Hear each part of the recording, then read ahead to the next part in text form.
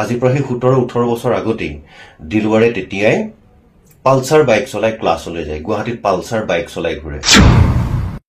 গুটি লগৰবিলাক তাৰ কি আছে বড়ো ৰাভা মিচিং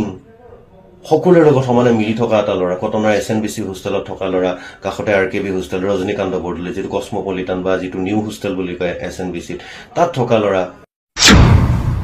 দুটাকৈ কেছ দিছে এটা জামিন পালে আন এটাত তেওঁ আকৌ গ্ৰেপ্তাৰ কৰিছে কিন্তু সেই প্ৰসংগত অলপমান বাহিৰত গৈ অলপ কথা এটা ক'ব বিচাৰিছো যে শাসকে পক্ষৰ এছামে বা একাংশই সোশ্যাল মিডিয়াত এটা কথা প্ৰায় দিছে তেওঁৰ ডাম্পাৰৰ হৈতে থকা ফটো তেওঁৰ ঘৰটো প্ৰায় 2 নে 3 মহলীয়া এটা অট্টালিকাৰ ফটো যে কোট ইমান পালে কিয় ইমান কেনেকৈ পালে এইবোৰ দুৰ্নীতি কৰা টকা নেকি এনেকুৱা ধৰণৰ যে প্ৰথম কথা হৈছে যে সাংবাদিক এজনে ডাম্পাৰ এখন কিনিব নোৱাৰে নেকি সাংবাদিক এজনে অট্টালিকা এটা থকাৰ তেওঁৰ কোনো অধিকাৰ নাই নেকি কথাখিনি এটো কাৰণে কৈছো যে কোনোবাই যদি কষ্ট কৰি সেইখিনি অৰ্জন কৰে তাত আপত্তি কিয় দিলৱাৰ হুছেইনে নিজেই সেইবিলাক ফেসবুকত তেওঁ শেয়াৰ কৰিছিল কিন্তু তেওঁ সেইখিনি কৰবাত দুৰ্নীতি কৰিছে অনিয়মেৰে কৰিছে বুলি কোনোবাই প্ৰমাণ কৰিব পাৰিছে নেকি এই প্ৰসংগতে এটা কথা কওঁ যে দিলৱাৰ সাংবাদিকতালৈ অহাৰ আগৰ পৰাই মই তেওঁৰ লগত চিনাকি কটন কলেজত হাই সেকেন্ডাৰী হুজাইত তেওঁ শংকৰদেৱ বিদ্যানিকেতনত পঢ়িছিল মেট্ৰিকলৈকে তাৰ পিছত হাই সেকেন্ডাৰীটো হুজাইতে পঢ়ি কটনত ডিগ্ৰী পঢ়িবলৈ আহিছিল তেওঁ ডিগ্ৰী পাছ কৰাৰ পিছত মাস কমত এডমিশন লৈছিল কটনতে ডিপ্লোমা কোৰ্স কৰিছিল তেতিয়াই আজি প্ৰায় 17-18 বছৰ আগতেই দিলৱাৰে তেতিয়াই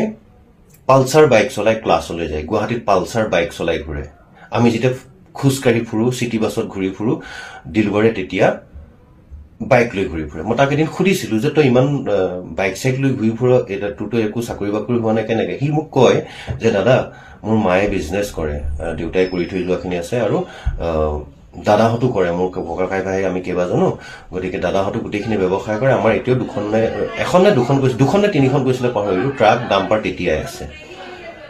এই গোটেইখিনি তেওঁলোকৰ পৰিয়ালৰ প্ৰপাৰ্টি হেতু দিলৱাৰ হুছেইন মজুমদাৰৰ নহয় তেতিয়াই আজিৰ পৰা মই কৈছো যে 17-18 বছৰ আগৰ কথা কটন কলেজৰ এছএনবিসি হোষ্টেলত থাকি তেওঁ ডিগ্ৰীটো কৰিছিল যথেষ্ট এটা ভাল নম্ৰ ভদ্ৰ ল'ৰা এই কথাখিনি এটো কাৰণে কৈছো তাৰ পিছত দিনে ৰাতিয়ে কষ্ট কৰে যেতিয়া কটনত মাসকম কৰি আছিল তাৰ সমান্তৰালভাৱে কটনৰ মাসকমৰ ক্লাছ তেতিয়া পাঁচবেলা হৈছিল গতিকে আগবেলা তেওঁ আকৌ এলএলবিত এডমিশন লৈছিল সম্ভৱত বিআৰএম নেকি বিআৰএম ল কলেজত মই পাহৰিছো কিন্তু কোনবাখন ল কলেজত লৈছিল মই বোলো কেনেকৈ পঢ়িম কৈছে পাৰিম কষ্ট কৰিম তেতিয়া ইমান কষ্ট কৰে ব্যৱসায়িক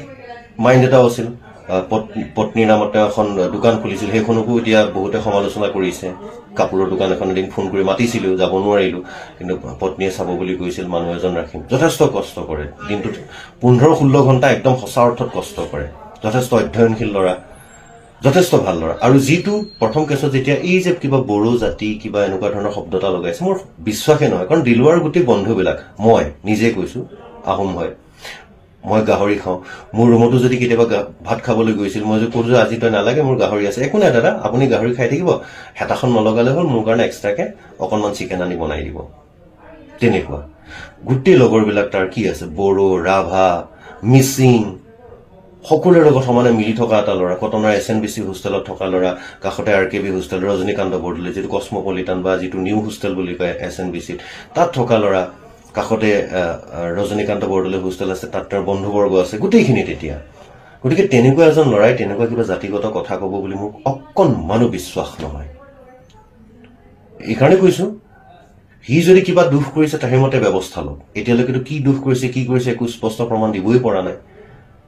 দ্বিতীয় আৰু মোৰ এই কথাখিনি কোৱাৰ কাৰণটো হৈছে যে তাৰ প্ৰপাৰ্টিক লৈ তাৰ সম্পদক লৈ তাৰ ঘৰক লৈ তাৰ গাড়ীক লৈ যি ধৰণৰ মন্তব্য কৰিছে একেবাৰে উচিত হোৱা নাই কাৰণ পুনৰ কৈছো যে আমি যেতিয়া হাৱাই চেণ্ডেল পিন্ধি সাধাৰণ পেণ্ট চাৰ্ট এটা পিন্ধি এতিয়াও তেনেকৈ মোৰ একো হোৱা নাই পৰা নাই হি তেতিয়াই গুৱাহাটীত পালসাৰ বাইক লৈ ঘূৰে আৰু সেইখন তাক ঘৰৰ পৰা দিয়া এজন ষ্টুডেণ্ট হিচাপে যেতিয়া ৰুমত থাকে তেতিয়া হোষ্টেলৰ পৰা লোৱাৰ পিছত ৰুম লৈ থাকে 3000 টকাৰ ভাড়া 3000 টকা ভাড়া ৰুম খোৱা বোৱা